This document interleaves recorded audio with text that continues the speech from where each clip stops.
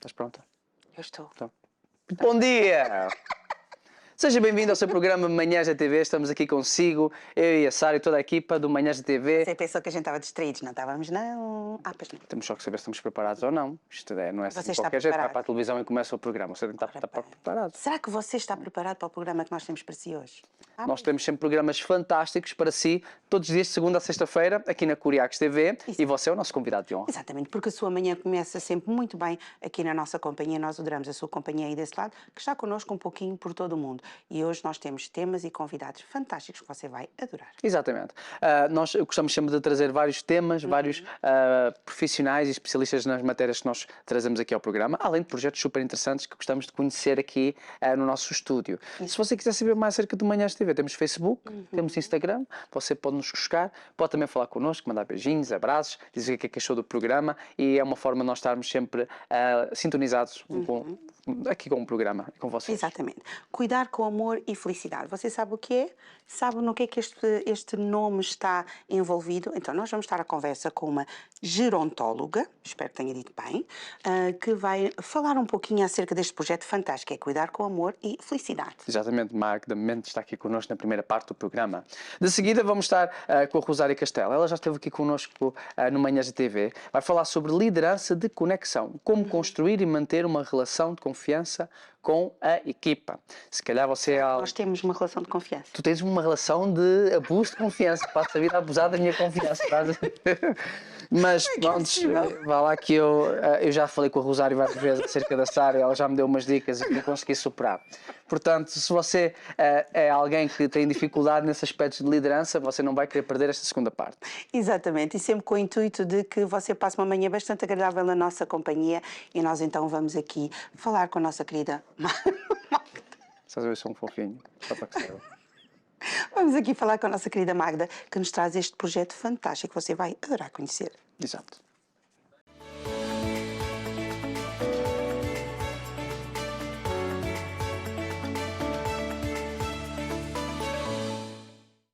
Já estamos de volta e temos aqui connosco a Magda. Magda, muito bom dia, seja bem-vinda ao programa.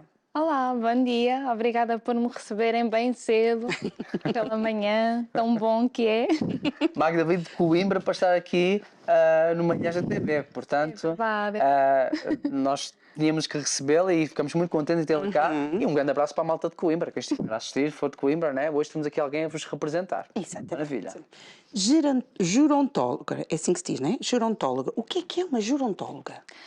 Uma gerontóloga é alguém que inova, é alguém que estuda o envelhecimento no seu todo biopsicossocial, na parte biológica, psicológica e social.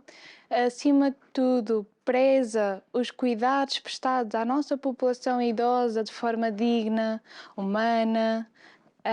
Portanto, aliás, o gerontólogo é aquele profissional que alerta para a prevenção desde cedo. Que alerta que a velhice não começa aos 65, mas muito antes. Que também ajuda a tomar consciência que a pessoa está sempre capaz. A pessoa não perdeu as suas potencialidades, elas estão lá dentro. É importante despertá-las, trazê-las cá para fora, e por isso é que o gerontólogo aborda a sua prática gerontológica é centrada, uma abordagem centrada na pessoa idosa, portanto naquilo que ela é, ao ir buscar as suas necessidades, potencialidades, tornando, digamos, que as ameaças para um envelhecimento com declínios, com fragilidades, num envelhecimento com potencialidades, em que ainda é possível desenvolver os seus talentos, as suas qualidades, e com isto, utilizando a palavra qualidade, ir ao encontro da qualidade de vida, porque a nossa população está envelhecida, a nossa longevidade aumentou, mas será que a qualidade de vida também acompanhou este progresso? Sim, isso são perguntas que temos que fazer nos dias de hoje, não é verdade? E porquê que gosta desta área? O que é que a fez virar e tomar isto como a sua parte profissional? A minha principal fonte de inspiração são os meus avós, não há dúvida, porque eu sempre tive tendência para ser uma miúda feliz, uma miúda que gosta de andar com o sorriso no rosto, gosta de ajudar o próximo. Eu olhava para os meus avós, aliás, o meu maior susto da primeira vez, comecei a tomar consciência, não é? Porque quando era pequenina não via aquilo que vejo hoje, é as resmas de medicação. Portanto, medicação, mais de 10 comprimidos por dia é um absurdo. E, portanto, depois também comecei a perceber que eles tornaram pessoas mais frágeis e pessoas que, aliás, eles foram imigrantes, eles estiveram no Canadá e com certeza que para acionarem nesse sentido é preciso ter força de vontade, é Claro, preciso ter sem dúvida. coragem. Portanto, porque cá de chegar àquela faixa etária e ficarem mais tristes, ficarem mais dependentes. Por isso, eu vi um cenário que não foi aquele que me agradou. Não foi aquele que... Não foi e não é. Neste caso, o meu avô.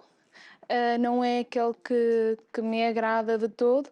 Então, por isso mesmo, eu desejo muito, ao longo da minha vida, ajudar as pessoas idosas que passem por mim, ou seja, a envelhecerem no seu próprio meio. Esta é uma. Certíssimo. Portanto, evitar que o meu avô e essas pessoas idosas vão para instituições. Portanto, voltar um bocadinho àquilo que se fazia antigamente, no envelhecimento em casa, junto aos vizinhos, junto à família, junto à horta, junto à natureza, que é tão bom. Portanto, e é isso, ou seja, nesse sentido de cultivar o envelhecimento em casa, junto das suas raízes base, e evitar aquele que se vê, portanto, uma degradação mental, uma degradação física, que é possível prevenir. Portanto, eu percebi, ok, isto assim não está bem. Isto não está bem, é possível. É preciso fazer as pessoas acreditar, é preciso fazer as pessoas terem essa força de vontade, perceberem que vale a pena. E às vezes não é fácil. Não é fácil a pessoa idosa tomar consciência que já precisa de ajuda, que pode ser ajudada. Aliás, as pessoas idosas de hoje em dia, essa geração, são pessoas com histórias do ultramar, não é? Da guerra, portanto, de pessoas que passaram fome, pessoas que tiveram que ter muita coragem para, pronto, para terem força na vida, para alcançarem aquilo que conseguiram até à data. Portanto, são pessoas que sempre foram obrigadas a ir além de. Mas há uma coisa importante que se esquecem, e o ser. Portanto, a essência cá dentro. Portanto, conseguiram materializar, conseguiram chegar a vencer na vida, mas se calhar esqueceram-se de cuidar um bocadinho mais deles, não é? Aliás, nós chegamos à reforma, a priori deixamos de ter horários para cumprir, não é? À partida teremos mais tempo. E por ter mais tempo, o que é que você acha de acompanhar aqui o nosso resto do nosso café da manhã, já vi? O nosso cafezinho da manhã, tomar o seu cafezinho da manhã aqui connosco. Você não precisa só de estar sentado no sofá para tomar um chazinho, Sim, não é é? verdade, sim, senhora. Prontos, beber qualquer coisa, tomar qualquer coisa e estar aqui connosco. E eu estou a adorar a conversa, você também, não é? É um tema muito interessante. Nós gostamos de trazer profissionais de várias áreas para falarem de certos assuntos. Assuntos que não só são bonitos de passar na televisão, mas assuntos que realmente são importantes e que trazem bastante informação preciosa para si, para mim, para todos nós. E é por isso que também temos aqui a Magda. Quando falamos deste ponto acerca dos idosos, realmente vê-se que chega a uma certa fase em que, se não houver um certo cuidado, uma certa atenção, realmente vê-se que eles ficam uma parte muito triste da vida. Pode ser muito triste ou pode ser muito prazerosa conforme o cuidado que se lhe dá. Eles se enfrentam várias coisas, lá está, como certas dependências que eles costumam ter, solidão, certas coisas, como na altura da pandemia, muitos tiveram que passar por isso, e realmente nós precisamos de profissionais que nos possam não só ajudar os nossos idosos, os nossos avós, mas possam também encaminhar os familiares, porque vocês também podem... Sim, os cuidadores, sim. Aliás, os cuidadores também merecem esse cuidado digno, porque nós, ao cuidarmos de pessoas, ao lidarmos com traços de personalidade, ao lidarmos com características, estamos constantemente a precisar, de certa forma, de uma direção, de um caminho, e, portanto, e muitas vezes, portanto, um pai ou uma mãe, portanto, tem também, ou seja, lá está, aquilo que eu dizia há bocadinho, muitas das vezes a pessoa não tem consciência que já precisa de ajuda. E outra coisa, que é, ainda há um bocadinho aquela crença de que os filhos têm que cuidar dos pais, mas não é bem assim, porque as coisas mudaram. Hoje em dia a mulher, que antigamente ficava em casa a cuidar da família, já não está em casa. Também foi impulsionada a trabalhar. Portanto, antes de mais, eu acho que é importante tomar esta consciência. Depois ok, eu vou cuidar, vou ajudar no cuidado dos meus pais, tudo bem, mas como é que eu posso seguir um caminho de forma a que não sinta sobrecarga? Claro, Portanto, exato. imaginem que ainda pronto, pessoas que tenham filhos também, portanto, ainda é uma gestão maior que têm que fazer. Portanto, sim, o gerontólogo acompanha, o gerontólogo tem uma série de estratégias, de dicas para ajudar a que a pessoa idosa possa permanecer em casa e que tenha a ajuda dos seus filhos para esse cuidado, sim. Portanto, tanto os filhos como filhos e filhas desses avós podem vir ter com um gerontólogo para tirar dúvidas, questões, perguntar certos Sim, exercícios e práticas que possam eles próprios fazer com os pais. Exatamente, que é na chamada consulta gerontológica, digamos assim. Portanto, podem ser esclarecidas todas as dúvidas, até mesmo em termos, imaginemos que efetivamente a pessoa idosa já está num estado em que não é possível mesmo estar no seu próprio meio. O gerontólogo pode ajudar na escolha da instituição mais indicada para aquela pessoa, portanto, não ser, digamos, como um tiro ao alvo. Claro. Sim. Certíssimo. Então este projeto do cuidar com amor e felicidade nasceu também dessa necessidade de você também querer fazer a diferença da sua parte. Sim, aliás, eu tenho uma filosofia de vida e é uma frase do Gandhi que ele diz: temos que nos tornar na mudança que queremos ver. Portanto, isto também vai mais uma vez ao encontro do que eu falava há bocadinho do ser, da essência. Portanto, começarmos por nós, e também de certa forma foi isso que eu fiz. Eu comecei por mim, comecei a cuidar de mim, a desenvolver o meu amor próprio. A autoconfiança, que ainda está em processamento. Portanto, uma série de capacidades para também conseguir lidar com esta população, com estas, porque assim não é fácil. Não é fácil. Primeiro, nunca sabemos que histórias é que vamos encontrar. Por exemplo, eu neste momento estou a acompanhar uma senhora em que o filho se suicidou há 4 meses. Portanto, temos aqui uma situação em que a vida pregou uma partida, não é? Portanto, não é fácil, mas é possível. E neste momento já se vê sorrisos, já se vê uma motivação para realizar as atividades propostas naquele momento, que se calhar posso até explicar um bocadinho.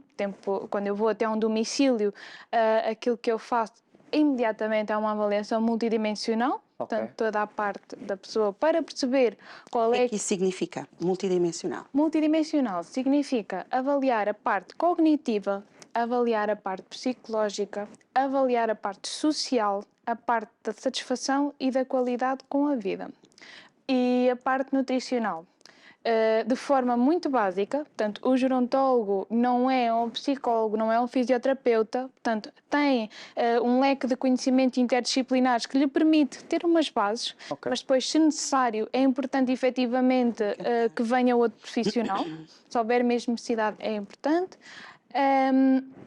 Portanto, essa avaliação é realizada, portanto, existem scores validados já para a população portuguesa idosa. E depois é partilhado com a pessoa idosa e os familiares. Olha, a sua mãe, o seu pai teve estes scores, portanto vamos começar por aqui. E ao longo do tempo fazer uma espécie de um follow-up para perceber, ok, estamos no bom caminho, se calhar há mais qualquer coisa que podíamos acrescentar. Portanto, isto é o quê? Na prática, portanto, a pessoa idosa pode precisar de ajuda na sua mobilidade, portanto, ser mais funcional no seu dia-a-dia, a parte da atividade física. Aliás, quedas muito frequentes e um dos maiores motivos da institucionalização. Portanto, ajudá-la a ter mais equilíbrio, uma postura mais correta, não é? Têm tendência a ficarem corcundas, ajudar nesse sentido. Depois temos a parte também do treino cognitivo. Portanto, por exemplo, uma pessoa idosa que não tenha escolaridade, que ainda existem muitas atualmente, ajudá-la a ter tendência para ter demência. Portanto, é um fator preditor, exatamente. Portanto, estimular. Aliás, tudo o que não é estimulado, tudo o que não é mexido, enferruja. não é? Tudo o que é colocado num canto ganha pó. Portanto, com a pessoa funciona exatamente da mesma forma, mas aqui no organismo, não é? No sistema Claro. imunitário. Portanto,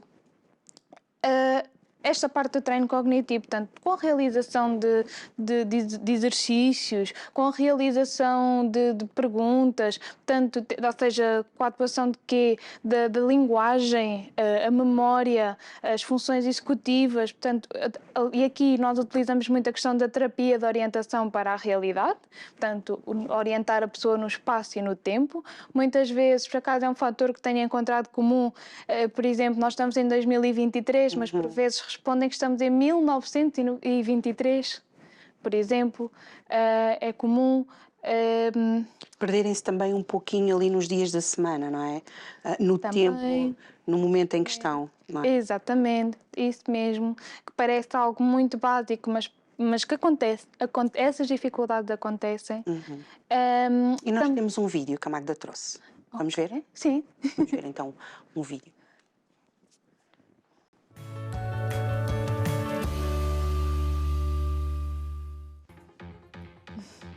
Ao lado. Isso. Fechamos. Cruzamos nos ombros. Subimos. E descemos.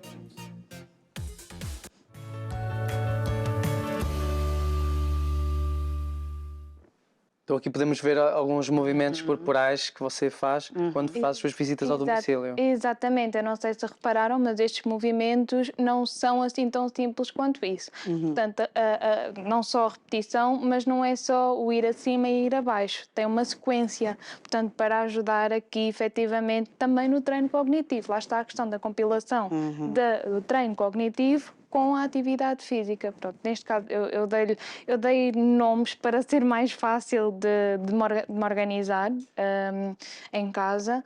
O Movicorpo é esta parte da atividade física, ligações brilhantes é a parte de treino cognitivo, depois ainda temos o sentir com alma, que é a parte de trabalhar a estimulação multissensorial. Imaginem, por exemplo, agora vou chegar a um caso extremo, mas imaginem uma pessoa acamada, uma pessoa que já não tem já não tem uma comunicação verbal e não verbal que seja muito fluida, ajuda muito. Portanto, a pessoa sentir que está ali alguém, o toque. Depois tenho o reaprender com emoção, que é a parte das emoções, que eu sou muito apaixonada pela área da psicologia e as emoções, e acredito que é a base de tudo. Portanto, quando nós temos consciência que nós sentimos as emoções e que não as somos, vai nos ajudar mais no nosso dia-a-dia, portanto, e ter cuidado com a tristeza, com a raiva, com o ódio, que muitas vezes estas pessoas idosas transportam de algumas perdas, vão tendo ao longo da vida. Aliás, por exemplo, esta senhora que teve ali a perda do filho, que é um acontecimento que não é normal, portanto, a depressão e a ansiedade. E depois gera a parte física, portanto, se há depressão e ansiedade, não há motivação para continuar as atividades de vida diária. Portanto, isto tudo é uma bola de neve. Você falou numa coisa no início da nossa conversa que eu queria que me esclarecesse, que disse que a velhice não começa aos 65, começa mais cedo. Eu também fiquei assim. Curioso, não é? Eu pensei, o que é que será? Nós sabemos a Magda que quis prevenir dizer? é dos melhores remédios. Prevenir a partir de quando? 25. Já li. Atrasado. Não, por norma. Pronto, por norma, pronto, é assim, eu li, pois cada caso é um caso. Sim, Há sim. pessoas que têm uma jovialidade ao longo do tempo, seja interior, exterior, pronto, cada caso é um caso. Mas eu já li estudos que é a partir, ou seja, que o nosso corpo, desde que nós nascemos, desde que somos bebés, até aos 25 anos, está a crescer, em crescimento, as nossas células. E é a partir daí que elas começam a estagnar. Ou seja, portanto, por exemplo, é a mesma coisa, por exemplo, falamos do tema da alimentação, nutrientes. Portanto, se nós vamos dar maus nutrientes ao nosso corpo, constantemente, é natural que ele fique adoecido muito mais rápido. Não é? Ou, por exemplo, se nós somos pessoas ansiosas, nos vamos colocar em situações que nos provocam ansiedade, então também, consequentemente, o corpo vai ficar doente. Ou seja, antes de mais, é essa situação de ter consciência que a partir dos 25 anos, portanto, o corpo cresceu, né? Desenvolveu? Exatamente, envolveu-se, obrigada. E depois continuamos. Mas já não há, ou seja, temos que ser nós a contribuir para a nossa capacidade imunológica, portanto, da regeneração celular, para evitar que o corpo adoeça facilmente. Aliás, nós também temos uma coisa que de certa forma não controlamos, que são as condições ambientais, não é? A poluição é algo que nós respiramos ar todos os dias. Portanto, é preciso um autocuidado multidimensional. Portanto, um autocuidado com a parte mental, com a Isso vai parte se refletir física. mais à frente quando atingirmos a casa dos 60 e por aí além. Por isso é que, lá está, olhem a medicação. Imaginem que antes dos 25, ou pronto, seja aqui aos 40, seja a que idade for. Portanto, imaginem que começamos a criar hábitos que efetivamente prejudicam a nossa saúde. Portanto, lá vem um medicamento, mas o medicamento não cura. A pessoa idosa acredita que sim. O medicamento vai ajudar a adormecer, vai aliviar. Por exemplo, as pessoas idosas têm artroses e tomam medicação para as dores. Portanto, se calhar foi porque em termos de prevenção não houve um reforço muscular, não é? Não houve ou em termos de mobilidade. Portanto, depois cria ali aquele bloqueio, digamos assim. Depois é medicação atrás de medicação. E isso é tóxico, porque assim, são químicos. Claro. A medicação é produzida, não é como antigamente faziam, por exemplo, para a tosse, Remédios naturais. bebiam chás naturais, não é?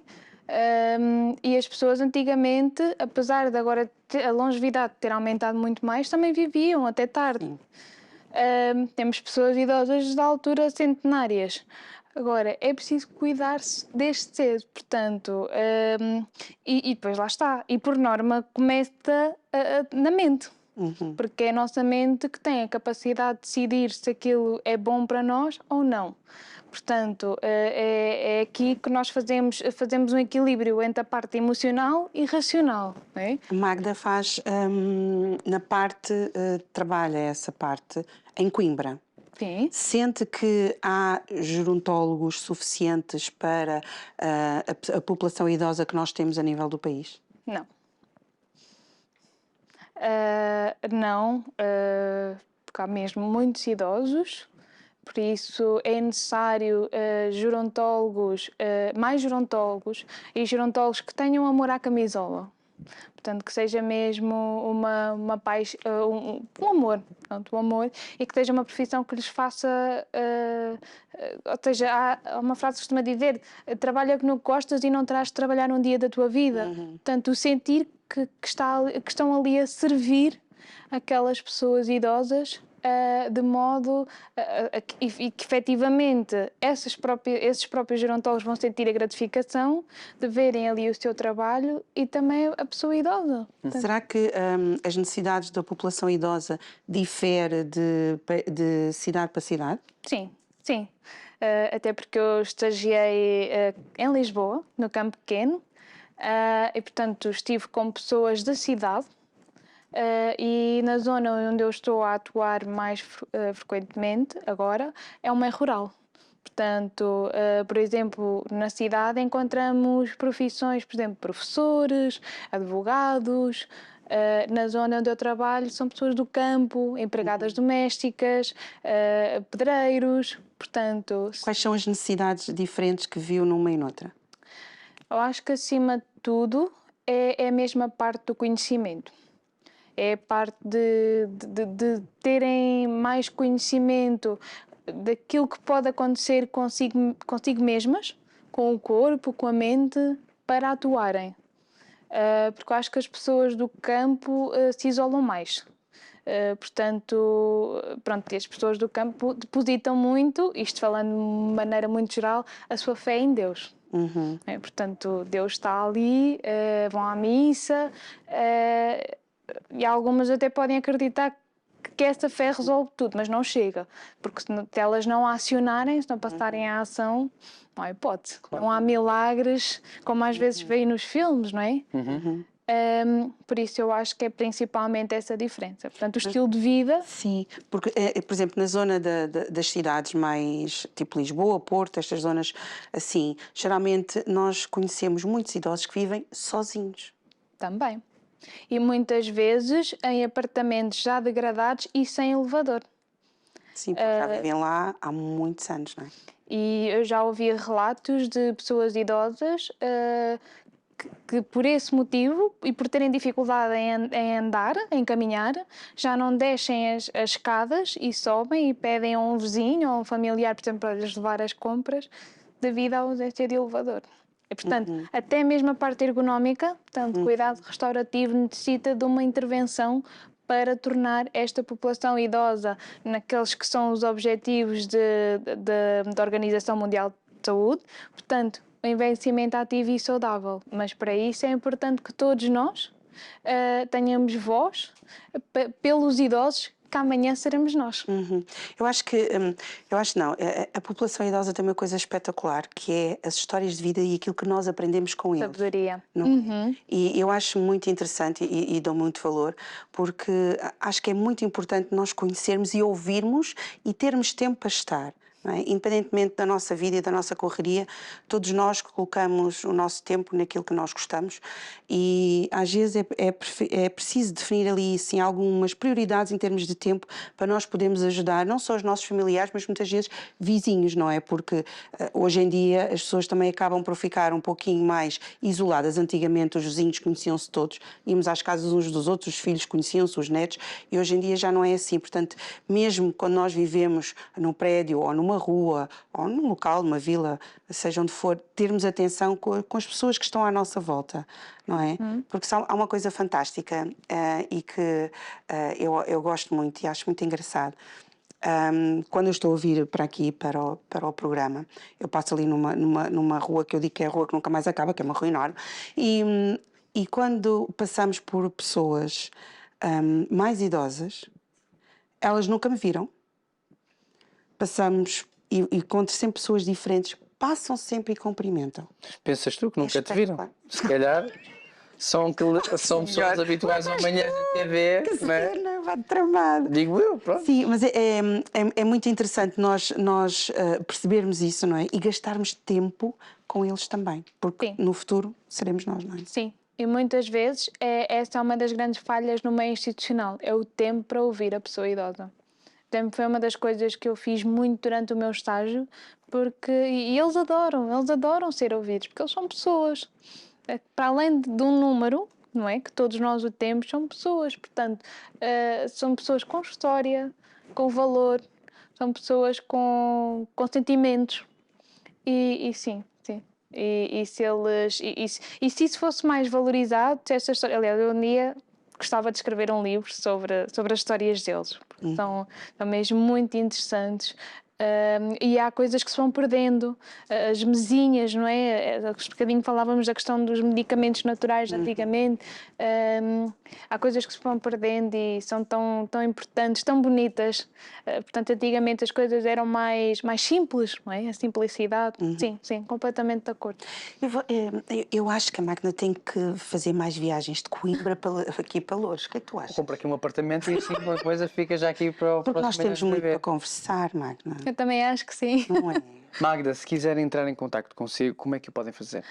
Podem entrar em contacto comigo ou diretamente através do WhatsApp. Então não prometo ser rápida a responder, mas respondo sempre através do 915818168. Pode ser também através do e-mail cuidarcomamorefelicidade@gmail.com. Pode ser através do Instagram, a CAF ou o Facebook, um ou outro. Também podem acompanhar o blog, o site.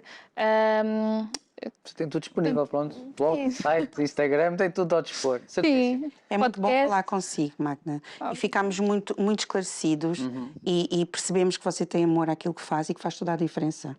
Muito obrigado por ter vindo ao programa, Magda. Muito Foi um obrigada. prazer cá. Obrigada por me receberem. Obrigada. Esta primeira parte foi muito boa, Pois não é? foi. E você já sabe que nós temos sempre convidados fantásticos para si. A segunda parte também não é exceção, vamos estar com a Ora bem. Rosária Castelo, que nos vai falar então acerca de liderança, de conexão. Ou seja, Exatamente. para ver se temos aqui uma boa conexão entre nós e tal. Então nós Voltamos voltamos já. já para a segunda parte.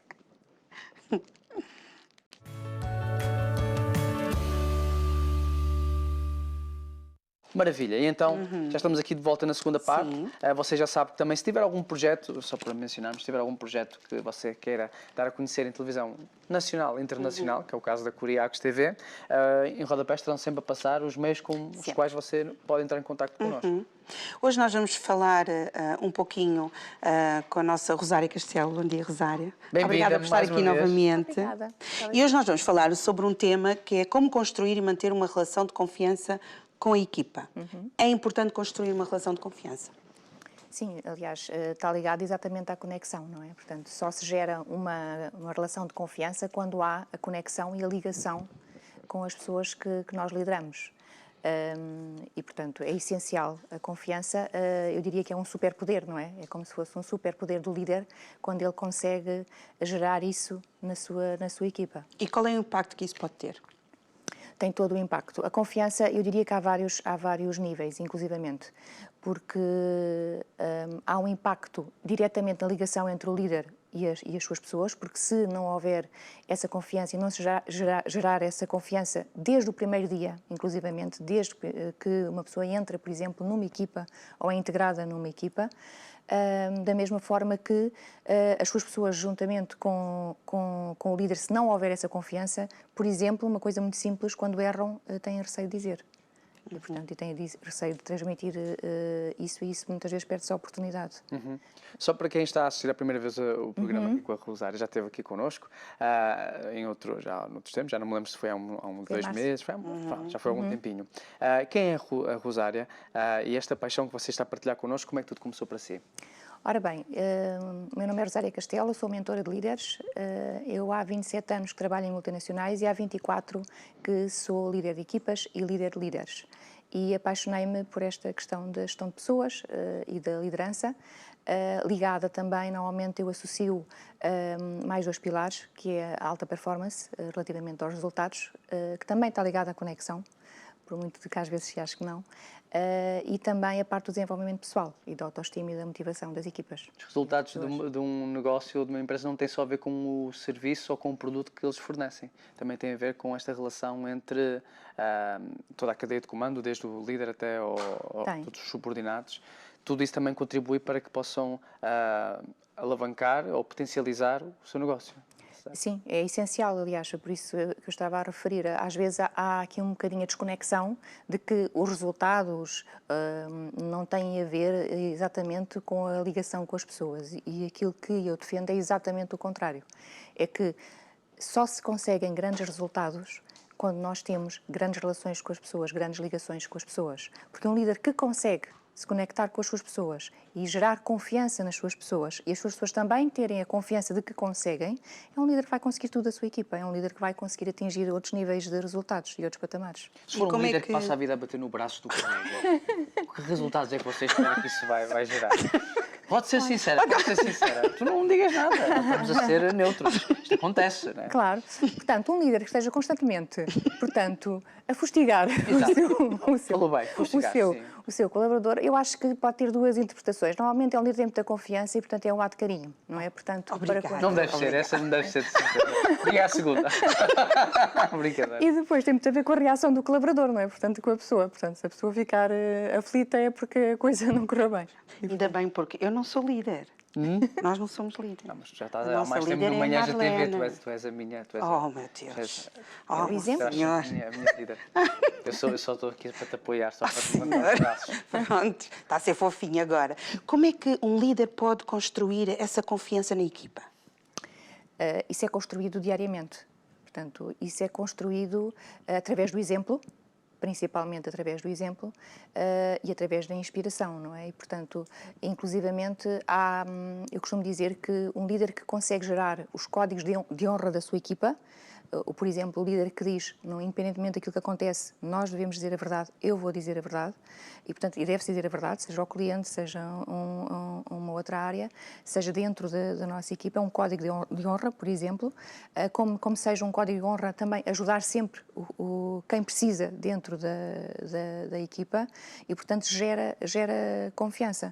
Um líder que está lá sempre presente para aquilo que é preciso também gera confiança. Um líder que, por exemplo, pelo seu exemplo, até numa reunião, por exemplo, que está presente, só para a sua equipa e que não está a interromper com o telemóvel, com outras ações, a responder a mails, é um líder que gera confiança também. Portanto, há uma série de ações diárias que o líder pode fazer, e às vezes muito pequeninas, e que geram confiança na relação entre os colaboradores e a sua atuação também. Às vezes até são ações que passam despercebidas pelo líder, não é? Completamente. Lá está como são tão... Completamente. Não atender o telemóvel quando está Sim. com os colaboradores. Sim, o que é que a equipa lê do líder, não é? O que é que a equipa lê quando um líder que está em reunião com eles, mas está constantemente a interromper com e-mails ou está constantemente em telefonemas ou mensagens, o que é que a equipa lê do líder?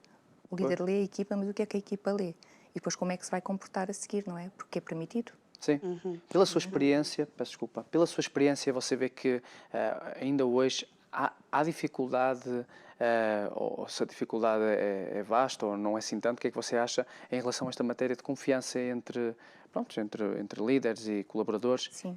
Isto é uma matéria que tem dificuldade em Sim, nas lidar? sessões que eu faço com os líderes, as individuais, é muito frequente haver dificuldade de ligação e de confiança com os colaboradores e não só, e também com os líderes acima dos líderes. Tem muito a ver, por exemplo, com os colaboradores também tem a ver com a gestão de conflitos, por exemplo, em que o líder depois, ou com o tipo de perfil das pessoas, em que o líder, como não se conecta, o que acontece é que não vai conseguir, tem um certo receio e não consegue passar a mensagem como queria, e portanto acontecem algumas situações que o líder não quer que aconteçam, às vezes até à frente de clientes. Porquê? Porque ele não se conectou com o colaborador, e o colaborador, o que é que o colaborador não sabe? Aquilo que o líder quer, normalmente. É isso que eu pergunto nas sessões, que é o que é que o líder quer? Para irmos diretamente à ferida e exatamente perceber o que é que ele quer resolver. Se for uma questão de conexão com um colaborador, nós vamos resolver aquela questão e perceber o que é que ele conhece daquele colaborador, para perceber se o colaborador sabe o que é que o líder quer e o que é que o líder pretende. Se for uma questão do líder com um líder superior, é a mesma coisa. O que é que o seu líder está à espera daquele líder, ok? E isso é muito engraçado de se fazer, porque muitas vezes nós só precisamos fazer perguntas. Aquilo que eu normalmente ensino aos meus líderes é que, através das perguntas, tu consegues o compromisso não só das tuas pessoas, assim como consegues perceber o que é que o teu líder superior quer também. É importante o líder conhecer os seus colaboradores. É extremamente importante, porque se não conhecer, não sabe como é que vai atuar com eles, não é?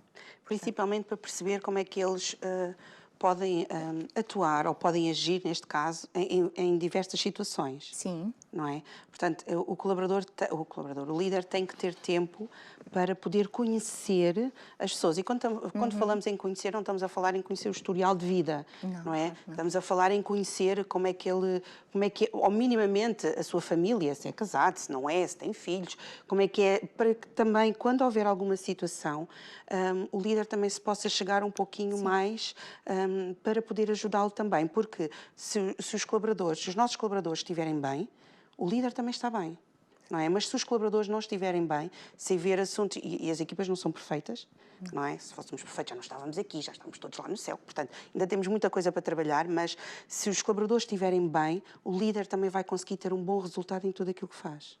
Sim, é muito interessante aquilo que está a dizer, porque vai muito em contra àquilo que é aquilo que eu penso e aquilo que eu pratiquei enquanto líder e enquanto também formadora de líderes. Por exemplo, vou dar um exemplo muito prático. O que é que para mim funciona melhor? E isso eu passo aos meus líderes. Há duas coisas muito importantes, que é eu chego, se for uma questão presencial, não é? Porque há equipas também remotas, e isso também se faz de forma remota, eu chego e a minha prioridade como líder não pode ser sentar-me e ler o mail. Para mim, a minha prioridade como líder é eu levantar-me e estar ao pé das minhas pessoas, ok? E perceber como é que elas estão, fazer o alinhamento, perceber como é que elas se sentem, se há alguma situação que temos que prevenir. Cumprimentá-las também, não é? Estar com elas, perguntar como é que se sentem. Desculpa por interromper. Como é que se sentem?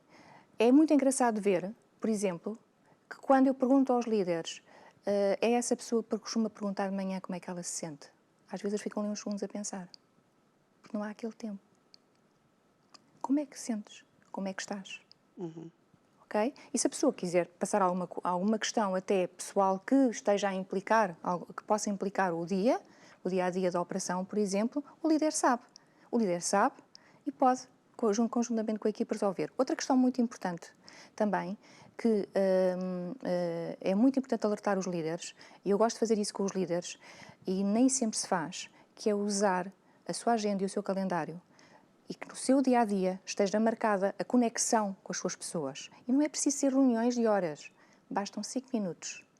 Eu ter no meu dia reservado quais são os momentos em que eu vou conectar com as minhas pessoas, vou saber como é que elas estão, como é que está aquela operação. Tem uma série de vantagens. Listávamos aqui uma série de vantagens, nomeadamente, eu sei exatamente o que é que está a ocorrer, como é que a pessoa está, vou medir em que estado é que está toda a operação e qual é o resultado que eu vou ter no final do Sim, dia. se vai ter uma produtividade, vai-se refletir, claro. sem Claro, dúvida. mas e as pessoas sentem-se ligadas e sentem-se conectadas e sentem-se confiantes. O líder estar lá, eu não estou abandonada.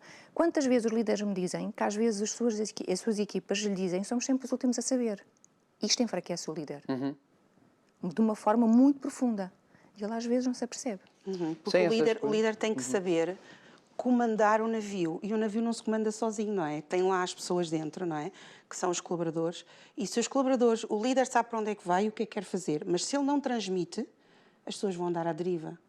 Sim. Não é? E acabam por não ser produtivas, quando podiam até ser muito mais produtivas do que estão, e perceber e até ajudar o líder a levar aquela ideia e aquele projeto para a frente. Sim, isso é um ponto extremamente importante. Aliás, disse aí uma coisa que é muito, muito importante, que é o líder sabe para onde vai. É muito importante que o líder saiba para onde vai. A questão é que às vezes, por uma questão de estar assoberbado ou por uma série de situações, porque há coisas que para ele às vezes são, sem querer, mais prioritárias que a sua própria liderança, ele não sabe bem para onde é que vai. E ao não saber bem para onde é que vai, tudo o que é o planeamento estratégico do seu dia, do seu mês, dos resultados e daquilo que ele tem que fazer, da sua missão e do seu propósito, a equipa também não vai saber. Okay? E isso tem questões de confiança. Depois, há aqui uma questão que é, ele é o comandante do navio e o navio não anda sozinho.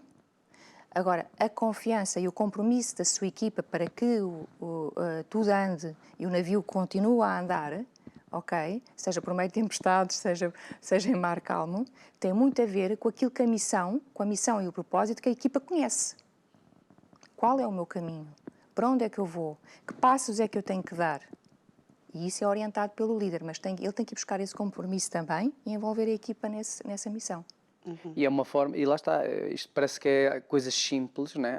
Pronto, isto parece que é tudo, se a pessoa pensar bem com calma, não é assim difícil conclusão. Não. Mas a verdade é que nem todos o fazem. E lá está, a Sara falou do exemplo do navio. Em vez de ter um navio, podia ter uma frota. Em vez de ter um restaurante, podia ter uma franquia de restaurantes. Mas se ele não lida bem nem sequer com os seus colaboradores mais diretos, nem vale a pena em pensar em expandir porque vai afundar, vai ser Titanic, pronto, vai bater numa rocha e vai por água. E cada vez mais as pessoas buscam este tipo de matérias, buscam este tipo de assuntos para saber lidar com as pessoas. Sim, é muito interessante que há muitos líderes que hoje em dia, e é bom porque eu tenho neste momento uma turma a decorrer do programa Líder em Cena, exatamente porque são líderes e é um trabalho muito exaustivo e é uma honra para mim, porque o trabalho que nós fazemos antes do programa, durante o programa e depois do programa, é efetivamente não só todos os conteúdos do programa, mas também as sessões individuais com cada líder. E o que eu estou a dizer aqui é que os líderes despendem tempo, investem tempo só para a sua liderança, só para se conectarem com as suas pessoas. E para fazer ações muito específicas. E eles trabalham muito, porque não há nenhuma sessão individual em que não haja um plano de ação para que eles, à sua escolha e com a sua liberdade, o vão testar. Para nós, na sessão seguinte, vermos se funcionou. Se não funcionou, temos que ali ajustar alguma coisa. É muito interessante ver o interesse que os líderes têm nisto.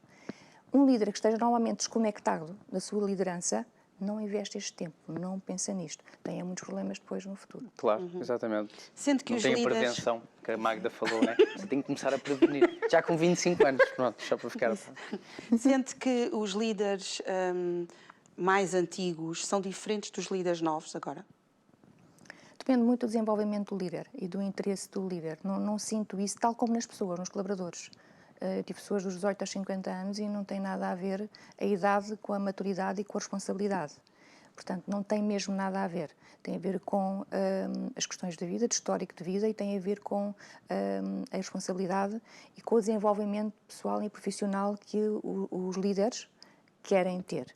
Portanto, líderes, por exemplo, investem numa mentoria, em programas de liderança, onde vamos a fundo às feridas. Nem sempre os líderes ouvem aquilo que eles querem ouvir, nem as pessoas.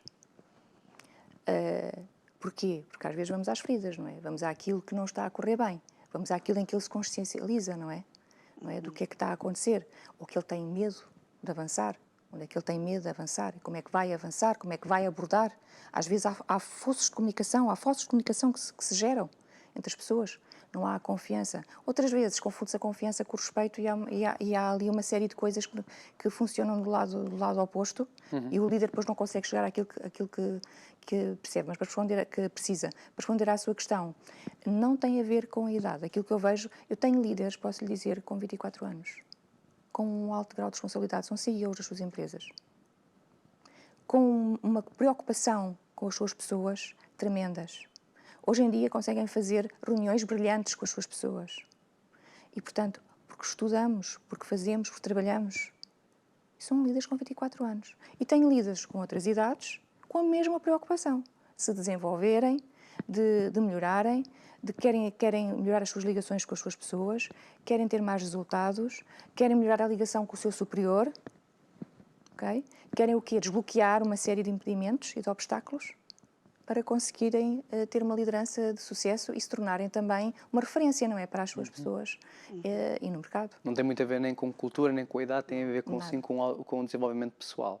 E com vontade, principalmente, claro. Não é? Qual é o motivo da ação, não é? Qual é o motivo? Acha que depois que há uma quebra de confiança, isto funciona para os dois lados, tanto do líder como do colaborador, não é? É possível restabelecer? Leva muito tempo? Como é que, com a sua experiência, o que é que acha? A minha experiência diz-me que há dois polos. A confiança, se for uma questão de confiança que se baseie só numa questão, imaginemos do equívoco de comunicação, uma situação qualquer, em que tanto do líder que não se expressou bem, ou tanto da parte do colaborador, ou um erro que houve, ou uma questão de comunicação não estava bem resolvida, e aí é possível recuperar as pessoas. Eu tive muitas pessoas que foram altamente recuperáveis, por exemplo, vinham de outras equipas e com outro género de liderança, e depois quem tem uma liderança mais de conexão, mais de ligação, às vezes assusta as pessoas que não estão tão habituadas a uma transparência, à clareza da informação, não é? E são pessoas recuperáveis, e essas questões da confiança pode ser ultrapassada, é ultrapassada de ambas as partes. Há outras questões que não, sinceramente. Okay.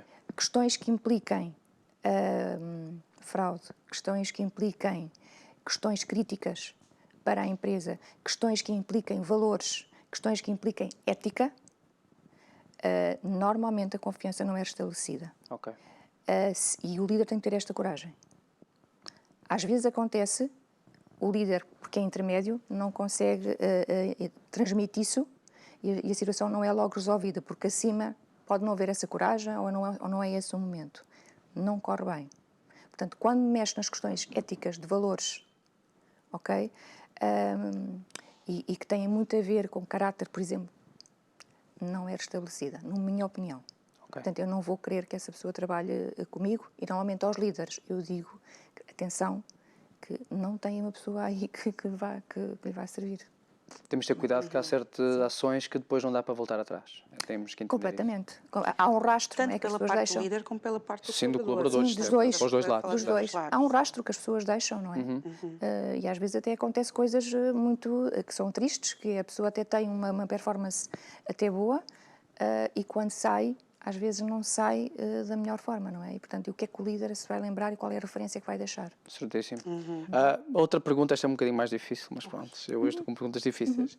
Às vezes pode haver sinais de alerta a nível de abuso ou negligência, mas eu também acredito que muitas vezes a pessoa nem se apercebe, às vezes, desse abuso, porque nós até acho que já chegámos a falar aqui no programa acerca do filéu, não é filéu, como é que era? As pessoas têm um caráter que é mais colérico, né? Sim. Colérico, Sim. agora Fleumático. fleumático, ou seja, há pessoas que são mais explosivas, mas são assim delas mesmas a vida Exatamente. toda. Sim. E não se apercebem que às vezes podem ser um pouco abusivas ou Claro. outras são mais negligentes. Como é que a pessoa pode perceber se está nesse caminho, se está a entrar nesses passos? Temos também os dois lados. Temos a parte ali do líder, não é? Em que pode haver líderes com esse perfil, e temos também a parte do colaborador. Ok. Normalmente, e começando pela parte do líder, o líder que tenha esse perfil muito impulsivo, que é muito inflamado, que gere sentimentos do outro lado de receio, de medo mesmo, não é? Portanto, de dizer alguma coisa, é um líder que está condenado, não é? Quanto a mim. Portanto, porque ele não vai criar conexão, as pessoas vão se afastar dele, portanto, e vai estar sozinho. E quando precisar de alguma coisa, o que vai acontecer é que ele vai estar sozinho, portanto. E é um líder infeliz, não é? Porque quem é que consegue manter constantemente esse tipo de atitude, não é? E se está muito infeliz, alguma coisa se tem que fazer. Por outro lado, se for o colaborador, se for uma situação em que haja um colaborador de uma equipa assim, é um alerta imediato para que o líder atue com a pessoa. Ok. Imediatamente. Porquê? Porque isso está-se a ser propagado na equipa, isso atinge a equipa e, portanto, tem que ser resolvido e ver se é recuperável. Ok. O líder não deve lidar com os seus colaboradores todos da mesma forma. Não deve lidar com todos da mesma forma. Portanto, ele deve dar um exemplo no seu conjunto, ele deve transmitir aquilo que ele pretende, aquilo que são os objetivos da organização e no seu conjunto como é que a equipa se deve posicionar. Relativamente às pessoas, não, porque isso tem a ver exatamente com o conhecimento, porque se ele conhece as suas pessoas, ele sabe que a mesma coisa dita a várias pessoas vai ter um impacto completamente diferente. E, portanto, ele vai ter que saber como é que vai comunicar isso comunicar qualquer coisa de maneira adaptada a cada pessoa. Porque o líder também deve, assim como o colaborador, mas neste caso estamos mais a intensificar o líder também deve respeitar a forma de ser da própria pessoa, não é? Para conseguir também, com que ela consiga também progredir e fazer o trabalho que tem que fazer, não é? Sempre com aquela parte do conhecimento que é sempre tão essencial para que uma equipa funcione bem. Sim, é essencial, porque se eu tenho alguma ação para fazer na equipa, imaginemos, ou alguma tarefa nova ou alguma situação com o colaborador, e se eu já o conheço muito bem e conheço o seu percurso de desenvolvimento profissional e também pessoal, eu sei como é que hei de falar com ele, portanto, não é? Como é que lhe hei de pedir e solicitar alguma questão. E, portanto, há que haver esse cuidado. Um líder que não conhece as suas pessoas, porque está distante, o que vai acontecer é que não vai entender, não é? E se calhar não vai ter a resposta que ele pretende. Claro. E tu achas que nós temos assim uma boa conexão assim de colaboradores? Eu acho que sim. Estamos sempre na galhofa. Rosária, quem quiser entrar em contacto consigo, né? Assim, estamos quase a terminar o programa, temos ainda um minutinho. Como é que o podem fazer? Que serviço é que você dispõe? Ora, eu neste momento tenho o programa Líder em Cena que está em cursos, já está a lista aberta para a segunda edição. É um programa passo a passo, de 8 semanas, com aulas em direto e com conteúdos e que integra as sessões individuais com cada colaborador, com cada líder, muito cirúrgicas. E depois, quem quiser entrar em contato comigo, basta ir às redes sociais, portanto, @rosariacastelo.pt ou no mail, info@rosariacastelo.pt também. Certíssimo. Rosária, Muito obrigada. Nada. muito obrigado. Fica mais vezes para nós falarmos, que é sempre muito bom falar consigo sobre estes temas. Acho que sempre que a Rosária vem cá é um abrir de olhos para muitos, né? Aprendemos imenso e com certeza essas informações valiosas vão ajudar muitas pessoas. Muito obrigado. Obrigada Foi um também. prazer tê-la cá. Obrigada. Nós vamos terminar por aqui o programa. Mas eu sei que você gostou e nós também adorámos o programa de hoje. Deixe os seus comentários. Exatamente, nas nossas redes sociais. Exato, Facebook, Instagram. Nós nos despedimos por aqui. Tchau. Até ao Dia próximo programa. espetacular. Até à próxima. Adeus. Tudo Tchau, bom. tchau. Tchau, tchau.